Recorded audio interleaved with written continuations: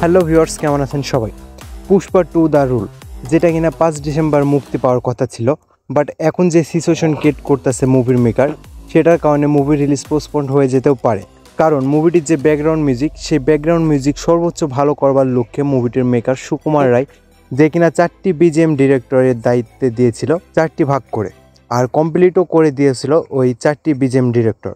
But এখন মুভির maker Sukumar Ray 3টা ডিরেক্টরের কাজ পছন্দ করেছে, আর ডিএসপি এর বিজিএম পছন্দ না হয় সেইটা রিজেক্ট করে দিয়েছে।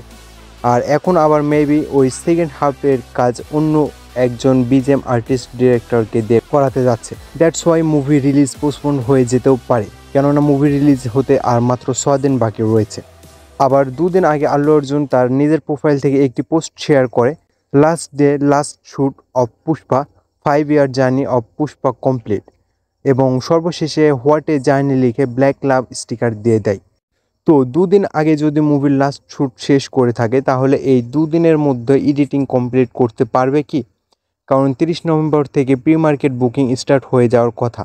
তবে পোস্টপোন না করতেও পারে, কারণ মুভিটির প্রডিউসার যত টাকা লাগবে তত টাকা দিতে সহমত রয়েছে। তবুও মুভিটিতে যেন কোনো কিছুর কমতি না থাকে।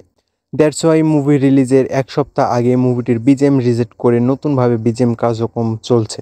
আর মুভিটি 500 কোটি প্লাস বাজেটে তৈরি, আর মুভিটি সবচেয়ে ব্যয়বহুল ভারতীয় চলচ্চিত্রগুলির মধ্যে একটি।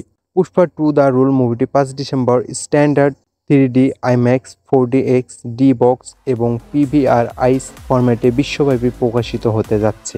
তো আপনাদের মতামত কি এই পুষ্পা 2 দ্য রুল মুভি নিয়ে? অবশ্যই কমেন্ট করে যাবেন। তো ভিডিওটি এই পর্যন্তই, দেখা হচ্ছে নেক্সট ভিডিওতে। সবাই ভালো থাকবেন, সুস্থ থাকবেন, ধন্যবাদ।